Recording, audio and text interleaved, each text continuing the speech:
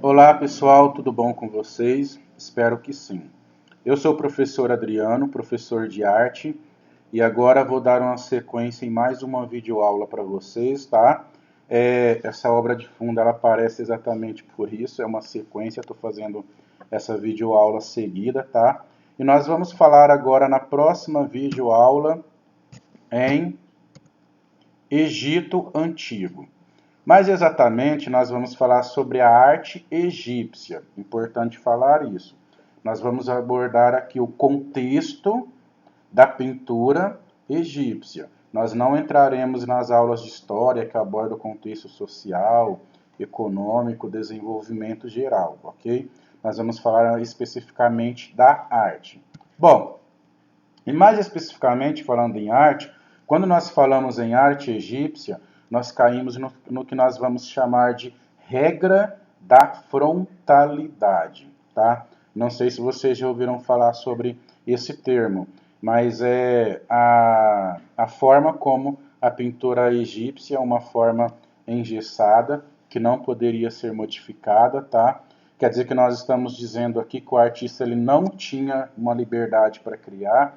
Os artistas que faziam essas pinturas naquela época, eles deveriam seguir à risca o que nós vamos chamar de regra da frontalidade. Bom, vamos seguir aí então. Mas o que seria essa tal regra da frontalidade? Se você nunca ouviu falar sobre esse termo, agora nós vamos especificar exatamente qual que é o seu significado. Primeiramente, é importante deixar claro aqui que se estamos falando de regra da frontalidade, nós estamos falando de uma regra em que não há exceções, ok? A não ser em alguns casos especiais que eu vou colocar para vocês, tá? Mas essa regra da frontalidade, ela vai determinar a forma como a pintura deveria ser feita, ou seja, os critérios que o artista naquela época lá no Egito Antigo deveria estar seguindo para criar essas pinturas que nem vocês viram nos túmulos dos faraós, que seria no interior das pirâmides, nos papiros, enfim, nos templos religiosos. Então existia toda uma forma muito rígida, rigorosa para se criar essas pinturas. E agora vamos a elas. Bom, definindo aqui a regra da frontalidade, nós podemos dizer que é uma marcante regra da pintura egípcia em que o retratado é mostrado com partes do corpo, tá? De frente e de perfil, ou seja, de frente e de lado. Tá, mas como funciona isso? Como é definido essas partes? É o que nós veremos agora.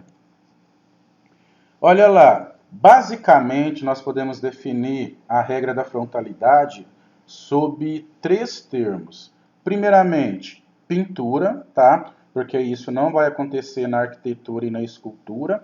E nós podemos dizer de frente e de perfil, ou seja, de lado. São esses três termos aqui que nós usaremos para estar definindo mais especificamente a regra da frontalidade. Atenção nisso. Olha lá, frontalidade. Então, nós teremos dentro dessa regra de frente, quando nós estamos falando da dianteira, ou seja, a parte frontal, e perfil quando nós estamos falando de lado. Vamos ver aí como isso vai acontecer, como isso vai aparecer, como o artista retratava essa questão de perfil e de frente na pintura egípcia. Mas o que fica de frente e o que fica de perfil?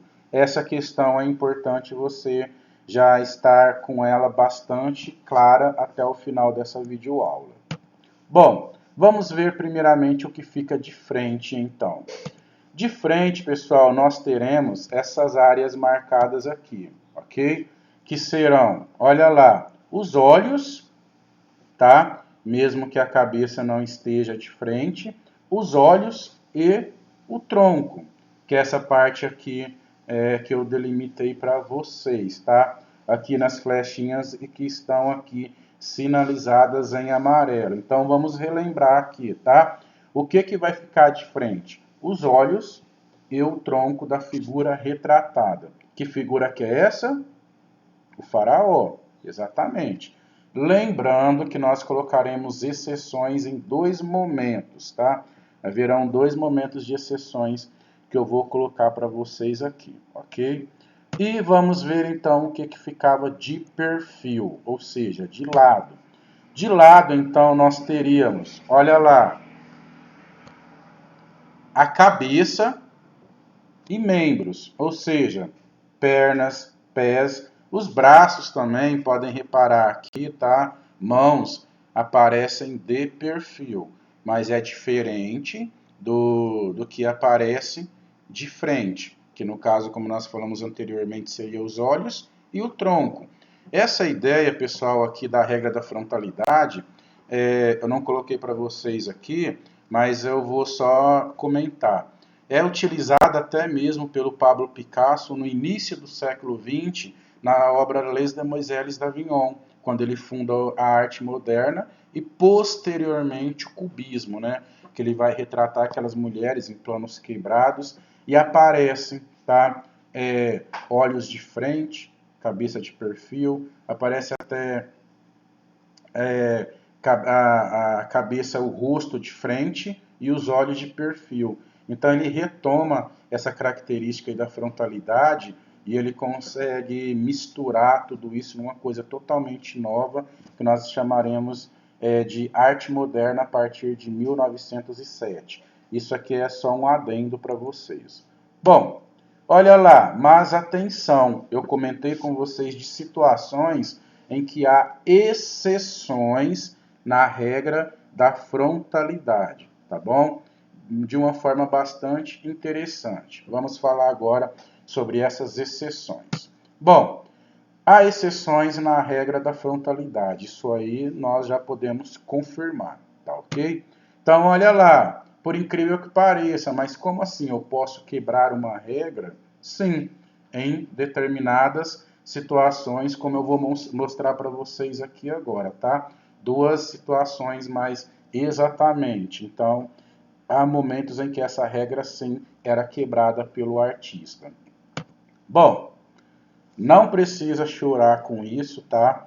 É uma forma bastante fácil de guardar, isso fica muito claro, é bastante simples essa maneira como a regra era quebrada e também não será difícil de você se lembrar. Bom, olha lá, tá, mas quando há essas exceções? Essas exceções, na verdade, elas vão aparecer em dois momentos. Eu tenho até essa imagem que eu coloquei para vocês aqui, com várias figuras importantes do Egito Antigo. Osíris, Horus, Ra, Sete, Anubis, eles são o quê? Exatamente, eles são deuses do panteão egípcio, ou seja, o conjunto de deuses aí que forma a cultura religiosa egípcia. Bom, essa aqui é uma das exceções em que a regra da frontalidade é quebrada. Aqui, embora todos estejam retratados sob a regra da frontalidade, vou mostrar para vocês uma imagem que isso não acontece. Vamos pegar aqui, por exemplo, o Horus. Olha lá, olhos de frente, tronco de frente, tá? Cabeça de perfil, pernas e pés de perfil. Assim como os outros também segue a regra da frontalidade. Mas olha, por exemplo, a esfinge.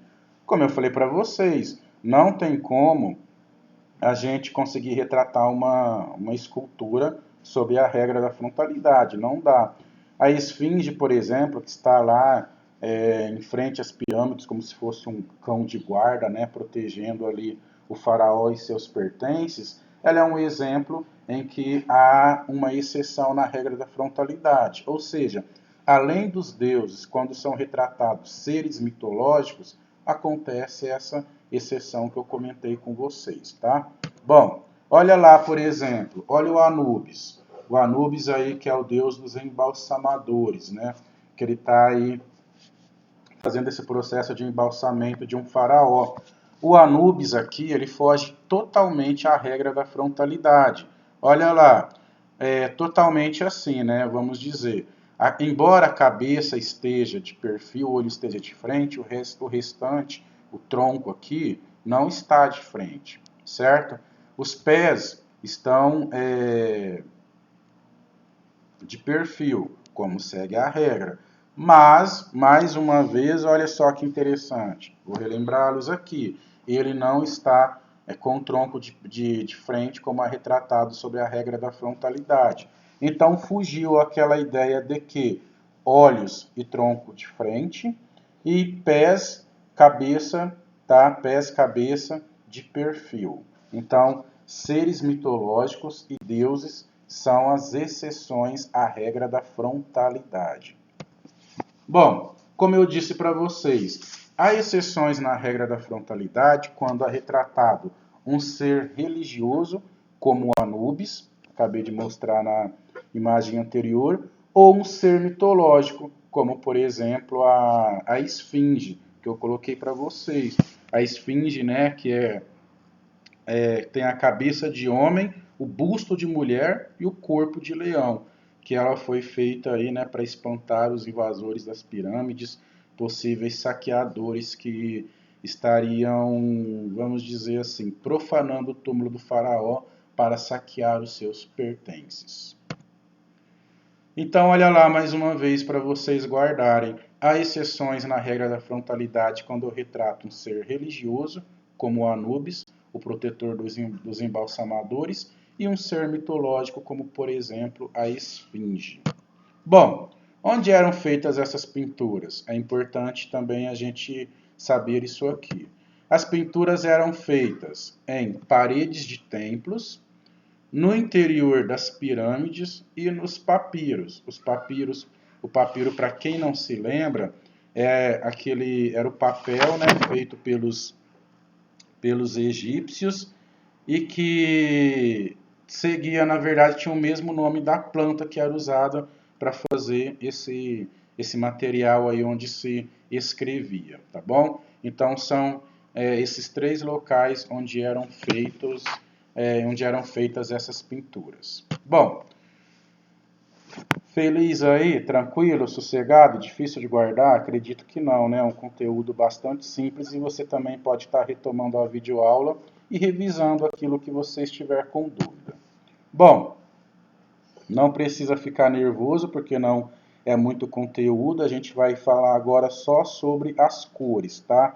Então, as cores que eram utilizadas na pintura egípcia, que também é bastante tranquilo. Vamos lá. Bom, calma aí também que não é muita coisa, não precisa ficar preocupado, não precisa se estressar com isso, que é bem sossegada essa parte. Bom, você sabe quais cores eram usadas na pintura egípcia? Se nós estamos falando em pintura, não há pintura sem cor, né? Então vamos lá. Nós podemos definir aqui 4 cores que eram utilizadas na pintura egípcia. Inclusive, você pode estar pesquisando aí no Google, tá? Pintura egípcia e você pode comparar essas cores que eram utilizadas. Aparece azul também, mas o azul ele não aparece com tanta frequência quanto essas cores, então eu acabei não colocando. Mas as principais são as terrosas, o preto, o branco, tá? E os tons de dourado. Os tons de dourado, cabe ressaltar aqui que são sempre associados ao ouro ou à riqueza. Aqui, além da regra da frontalidade, a posição em que o retratado é mostrado na pintura, é importante também a atenção quanto às cores utilizadas na pintura aqui na regra da frontalidade. Olha lá, há também exceções nas cores usadas na pintura egípcia. Como assim? Ou seja, eu estou dizendo para vocês aqui que há cores que são específicas para cada situação, para cada momento, para cada retratado. Olha lá, regras na pintura da cor de pele. Olha essa imagem para vocês verem aqui. Nessa imagem nós temos um homem, tá? Nós temos 2 mulheres. A cor da pele deles é a mesma ou é diferente? Exatamente, a cor é diferente. Então, havia exceções também na pintura da cor da pele do homem e na pintura da cor da pele da mulher. Como? Olha lá. Para o homem, usava-se o marrom, ou seja, o terroso, tá? E para a mulher usava-se o ocre, que é um amarelo. Então, sempre o homem retratado na cor, digamos aí, marrom, e a mulher na cor ocre. Essas são as regras na pintura da cor da pele, tá? Isso aí na regra da frontalidade na pintura egípcia, mas exatamente uma regra da pintura egípcia, e não exatamente um critério da regra da frontalidade. Surpreso, né? Sempre tem aí as suas exceções que abrem, né, precedentes aí para a questão das regras que se utilizava em determinado momento dentro do contexto artístico. Bom, gostou de conhecer sobre a arte egípcia? O que você achou? O que você achou sobre a regra da frontalidade, as cores usadas na pele do homem, a pele da mulher, a forma como o homem era retratado, a forma como a mulher era retratada? Achou interessante? Espero que sim. Bom, caso precise então, ficou com dúvida, retome o conteúdo.